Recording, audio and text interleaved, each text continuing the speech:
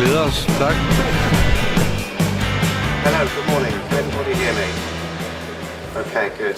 Thank you. Well, my name's Sam Mayne from VIPRE. I'm delighted to be here at Infosecurity Denmark in Copenhagen to tell you about how we defeat ransomware by leveraging advanced threat protection and machine learning. And just to say, we're actually just around the corner here at booth 1410, so please do come and talk to us. We'll be delighted to see you. And actually, advanced threat protection and machine learning are a couple of phrases which are bandied about quite commonly in cybersecurity. So hopefully today I can give you a bit of insight into what they mean at VIPRE. So firstly, very quickly, a bit about me. I've been in the IT industry for 13 years in a variety of roles. I started out in an organisation supporting around 2,000 users, and I've also worked for a couple of managed services providers. And so I've got a good experience of supporting customers of various different sizes and really what the challenges are that they face. And I've worked in support, installations, pre-sales, account management, so I've got a broad understanding of what makes products good, easy to use and support and work with. And for the last 8 years I've been based at vendors specialising in cloud email security, namely FuseMail and VIPRE. VIPRE, we're part of J2 Global, a cloud services and digital media company. You may recognise some of the brands on the screen here. And actually, recently, FuseMail and VIPRE have merged. So that's two J2 Global businesses coming together. And that's really significant because we've each independently got over 20 years experience in cybersecurity and malware protection. And so we've been able to pool our knowledge and really use that to develop the best security for our customers. And here's a quick bit about the history of VIPRE. Founded in 1994 as Sunbelt Software. There's been a variety of name changes over the years and a quite impressive rate of innovation, especially in the last 10 years. Last year acquired by J2, and then this year, earlier 2019, FuseMail and VIPRE came together. You may recognise some of the other brands across the bottom here, particularly Commendo.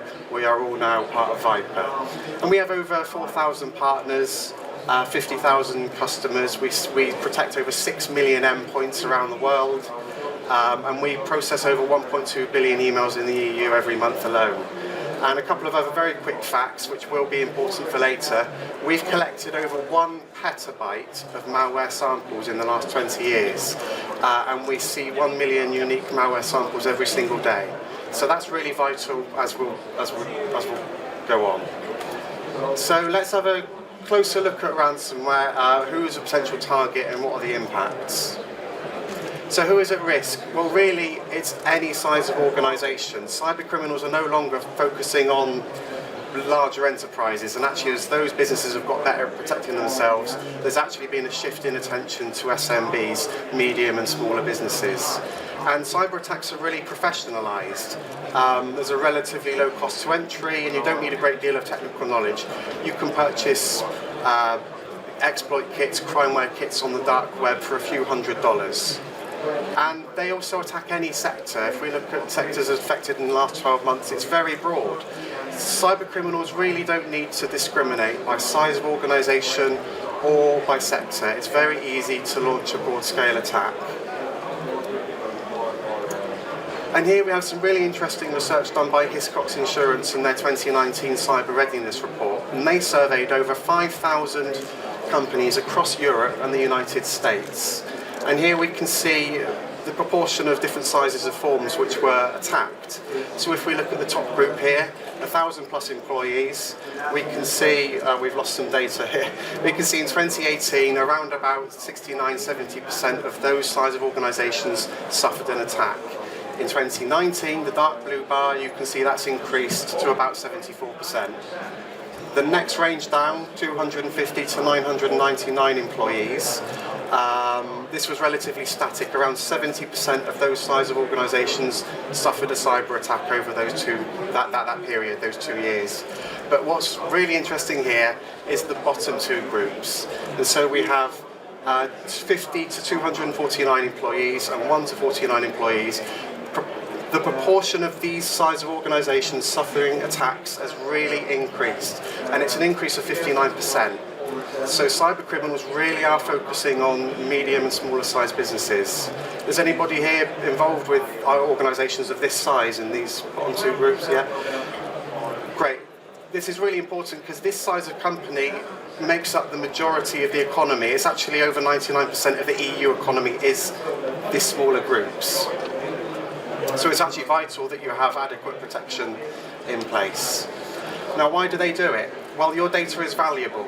Even if you don't think it is, it really is. Every organisation has data of value: intellectual property, human resources data, financial information, things like this. And it's valuable to you because you need it to operate, you can't work without it, and it's valuable to them because they steal and sell data like this for a tidy profit every single day. And even if you think, well, we don't have this, it doesn't really affect us. What about your customers and your suppliers? Do you have their data? Do you have connections to them? Do you have VPN access? Do you take your laptop to see them? Do they bring their laptop to see you? Because 65% of affected firms in the last 12 months actually had a supply-related cyber attack. So we know that more and more businesses are putting cybersecurity clauses into their contracts with suppliers and vendors. And we know that SMBs are increasingly used as a pawn, as part of a bigger scale attack. And so you really need adequate protection to prevent this happening to you. And finally, on this section, what's the impact of all of this? Well, we did some research. We surveyed resellers, MSPs, VARs, about what were the top impacts on their customers. And they're basically all really devastating. We've got business-threatening downtime, that's around about 60%. Forgive me, we've lost the values here. Unrecovered file data loss, again, around 60%.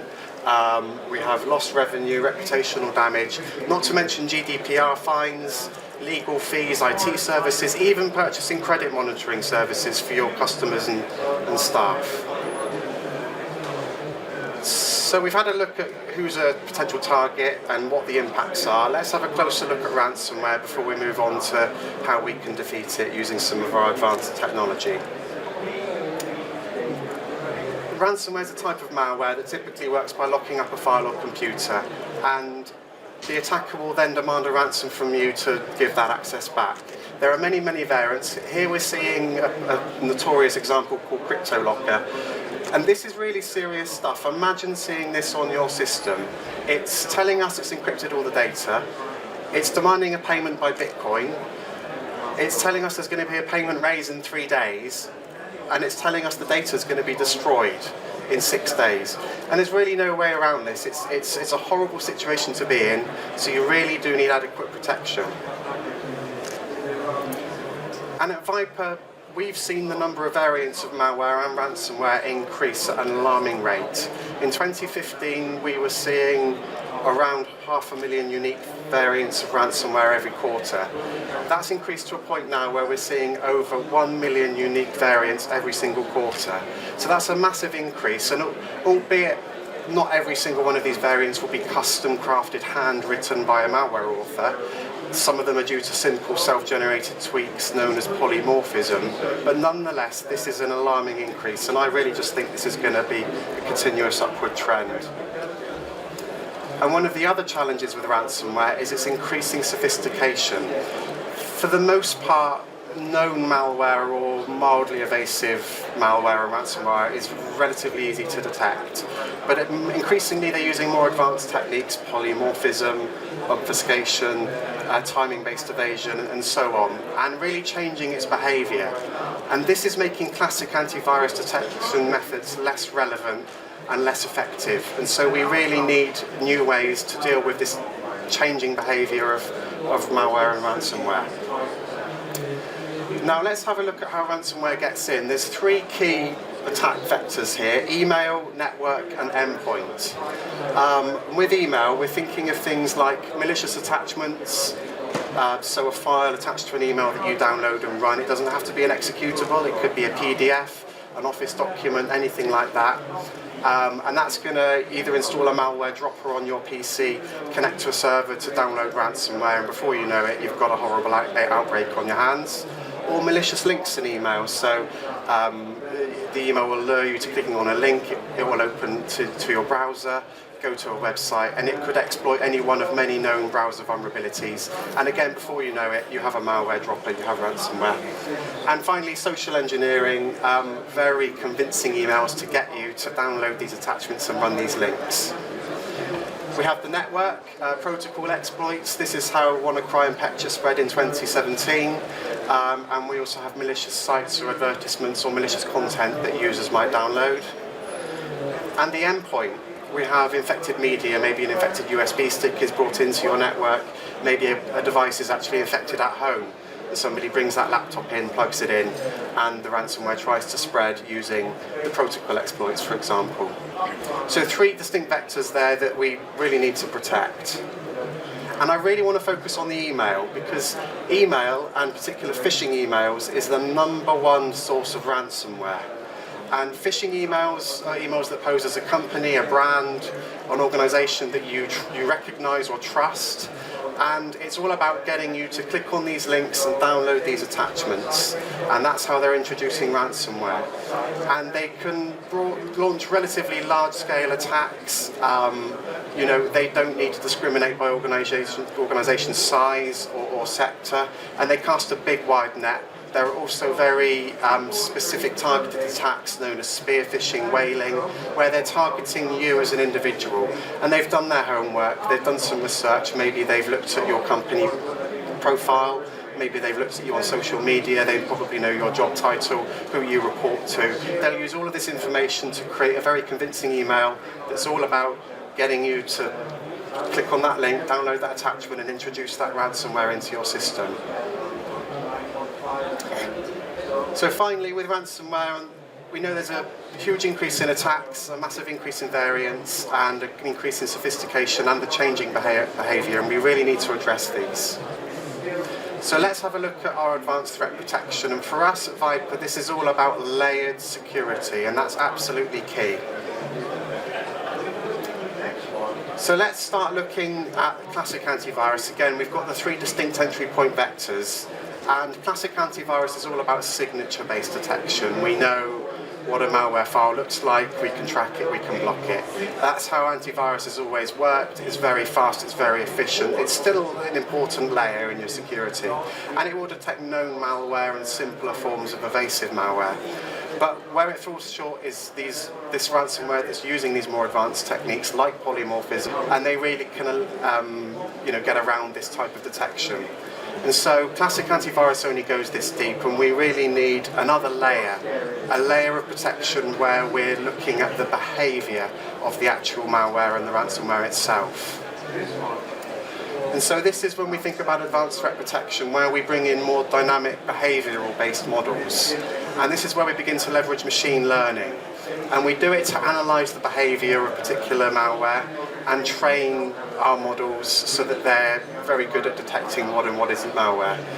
And this is key because 93% of ransomware victims already had antivirus in place, but clearly it wasn't up to scratch. Maybe it was relying on those older techniques, and they still had an infection. And this is a hard nut to crack. We've worked hard at this to develop effective solutions.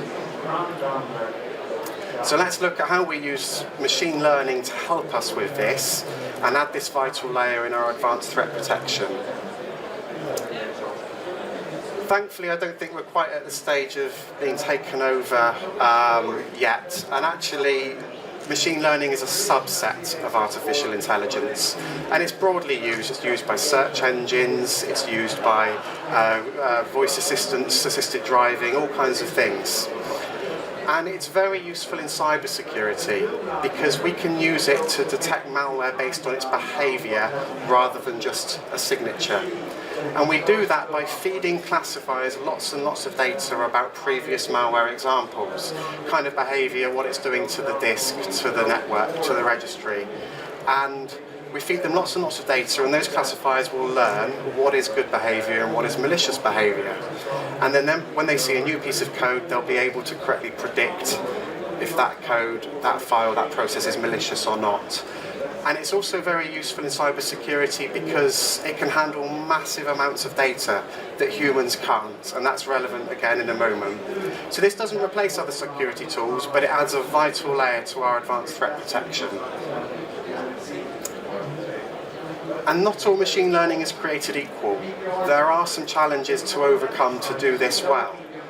You need an extremely large data set. You need to feed the classifiers and the models lots and lots of data about previous examples of malicious behavior.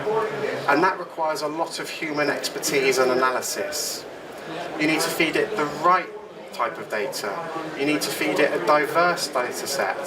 So, that will account for as many possible behaviors as you would expect to see in the field. And you need to keep refreshing and feeding it new data. And again, that's where the human expertise and knowledge comes in. And also, crucially, you need to train the machine learning models and the classifiers with analysis of good file processes and behavior, because if all the machine learning models saw was malware, when you use that in your product, they would tend to see that anything they see is malware, and you get a lot of false positives. So you don't want that. So we need to tell it what's good as well.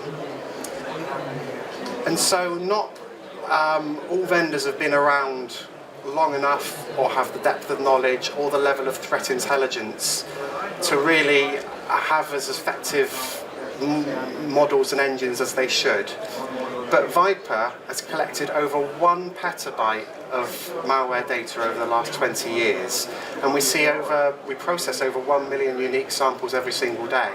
And this is absolutely key to why our solutions are so effective, because we have that broad data set, it's diverse, and we've trained our models and our classifiers very, very accurately to make really good, accurate predictions about what is malicious software and what isn't. I think you put the commas in a different place over here, but this is equivalent to 1,000 terabytes, 1 million gigabytes, that's over 285 million MP3s. It's a huge amount of data. So let's have a look at how we bring all this together, we really leverage it and bring it into our products and the layers of security. And there's 2 key products I want to talk about. Again, we're looking at the 3 classic entry point vectors, and the 2 key products I want to talk about are VIPRE Email Security Cloud and VIPRE Endpoint Security Cloud. And these are both doing anti-malware, ransomware and zero-day protection, and machine learning and behavioral analysis. I'm going to start and take a closer look at the email, because after all that's the #1 attack vector for ransomware, and then we'll also have a look at the endpoint as well. And so our Email Security Cloud is a cloud product that will scan all your incoming email before it reaches your network. And so that's a really key layer of protection. And here we're looking at the email security journey and all the processes we put an email through to detect if it's malicious, if it contains ransomware, or indeed any kind of threat. There's a few things here that are key in the context of this presentation, and the elements of a phishing or a ransomware email I talked about earlier. So we need malicious attachment threat protection, and that's in our sandboxing. And this is really where we bring in those machine learned models of behavior and our well-trained classifiers. And so we'll strip attachments from emails, it doesn't matter what the attachment type is, and we will execute that in a temporary virtual machine in a sandbox. And this is all happening in our cloud before the email reaches you. And we'll execute that attachment, we'll run it, we'll open it. It doesn't matter if it's a Word document, a PDF, an executable file. And we'll see what behavior it takes. We'll see what it's doing to the disk. Is it creating files? Is it changing them? Is it trying to delete files? What's it doing to the registry? What's it doing on the network? Is it trying to move around? Is it trying to have a look around? Is it trying to connect to a server to download something? And we'll pinpoint all of these behaviors and treat them together and make a prediction. Our machine learning classifiers will make a prediction about whether that is malicious or not. Of course, if it is, we'll quarantine that email and we won't deliver it to you. So that's the malicious attachment threat protection. When we think about the other way that ransomware comes in via an email, it's via a malicious link. And so with our URL rewriting or our phishing protection, we rewrite and protect every single link and email every single link and URL in an email. And it's not changing the appearance of your email that you receive, it's not changing the appearance of the link. But whenever you click on that link, it could be the moment you receive the email, a day later, a week later, we are always protecting that. And we'll check that site at that moment in time. If it's malicious or there's a threat, will block the access. And then finally, in our spam engines, we have advanced anti-spoofing capability, impersonation detection to catch other kinds of phishing email that maybe aren't trying to deliver ransomware, but maybe they're trying to convince you to divulge information or potentially transfer funds. So this is a comprehensive product, and there's a few other benefits to using a product like this. Email archiving is a great e-discovery and compliance tool. Email continuity for your disaster recovery. Image analysis, large file handling, and advanced policies, which looks at the content of your email and allows you to perform certain actions. So that's all happening in the cloud before we deliver an email to you. Let's look at the other product that I wanted to talk about, which is VIPRE Endpoint Security. And this sits on your endpoints and protects them and your network. And there's three key elements here. Scheduled and manual scans, as you'd expect, classic antivirus. It's looking at files, processes, memory, the registry. We've got prime infection vector protection. We're going to protect the email client, we're going to protect the browser. There's a software firewall, but crucially with a stealth mode. So it will actually kind of mask and hide that machine on the network. So if ransomware does come in via a different route on your network, maybe it's trying to spread using those protocol exploits, the stealth mode and the network intrusion prevention are really going to stop that. But the area I really want to focus on is our real-time protection.